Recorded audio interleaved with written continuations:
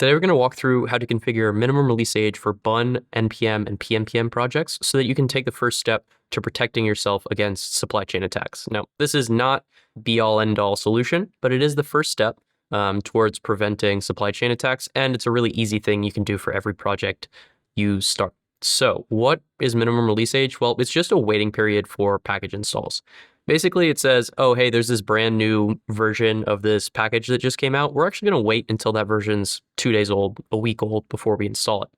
And what this does is it gives the open source community, it gives package maintainers time to detect and resolve potential supply chain attacks or security instances. And a supply chain attack is just when someone hijacks a package that lives online and then injects malicious code. So say, some NPM package gets malicious code injected, like some have recently. The maintainer has a certain amount of time to fix that before we're going to automatically install it. Now, obviously, it's not that great to automatically install the latest version of packages, and it's actually a good reason for you to pin dependencies in your projects, but that's neither here nor there. I'm going to show you how to configure minimum release age, and it's pretty straightforward. So we're going to go through for Bun, NPM, and pnpm. On the left here, I have 3 sample repositories for each, and these are just vanilla Veep projects. So we're just going to cd into each, and we're going to start with npm because most people use npm. And so I'm going to cd Veep npm, and what we're going to configure in this package, in this directory rather, is just our npmrc. So we're going to create a new file, .npmrc, and in that npmrc file, we're going to set min release age equals 1. This can be a little confusing because the other package managers do not use days as the sort of value here, but npm does. So I also want to walk through and show you an example of like exactly what this is doing. So to make this more concrete, I'll do an npm install leftpad latest, and what we're going to get is leftpad version 1.3.0. So we installed the latest version of the leftpad library in this package. So now I'm going to npm uninstall leftpad, and we're going to clear that out. And now I'm going to do npm install leftpad latest min release age, and we're going to set it to something crazy. We're going to say, 3650. It's a pretty long minimum release age. So now when we install that, we see we get leftpad 1.1.0. So this is a much older version of that package. And the reason it's a much older version is because we set minimum release age in this command line argument. So this is also how you can install individual packages with different minimum release ages.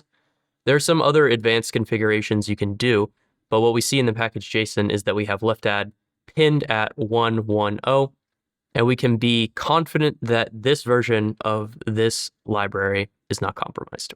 So that's how we can do it for npm. Now we'll walk through the other libraries. Up next, pnpm. You can see the configuration here is a little different, minimum release age 1440, and this actually goes in a pnpm-workspace.yaml file. So I do have some templates up here, and you can see a basic minimum release age template is just setting minimum release age 1440. So in my pnpm project, I would create a new file. I'd say pnpm-workspace.yaml, and then we're going to copy this over there. So minimum release age, you can see we get some nice syntax highlighting there, 1440, and that's because we're doing minutes here. So 24 times 60, 1440. I knew that beforehand. I'm not Rain Man here. That's a very straight way to configure minimum release age on pnpm. Lastly, Bun. I love Bun. Huge Bun fan. Shout out Bun team. We're going to configure minimum release age in our Bun project. So again, we have public source, etc., all of these things. We're going to create a new file. And this time we're doing bunfig.toml. That's kind of a crazy name. And what we're going to do in the bunfig.toml is we're going to go install minimum release age 86400 rather.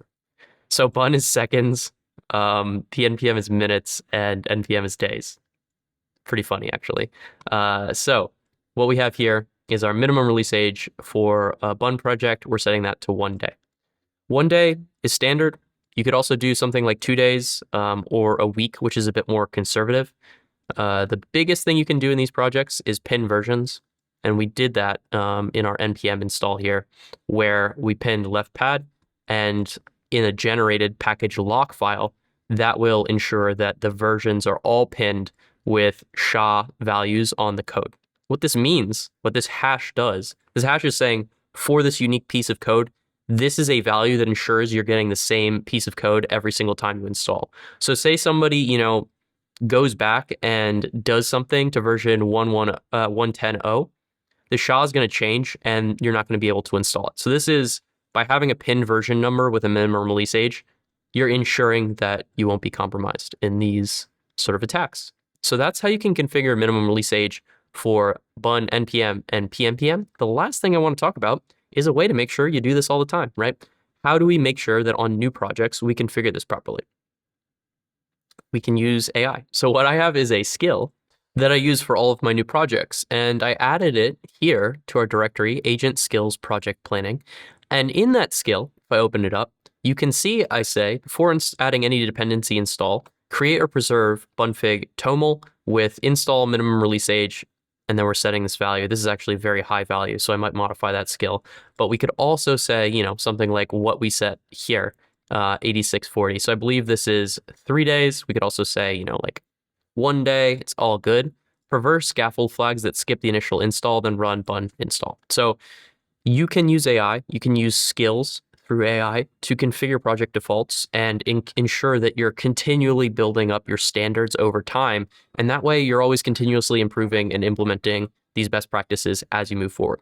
Separate video out on how I manage that, but this has been how you can configure minimum release age in Bun, npm, pnpm, and how you can take that and turn it into a best practice with some agent skills that help you do that for every project moving forward. I'm Matt. Until next time, peace.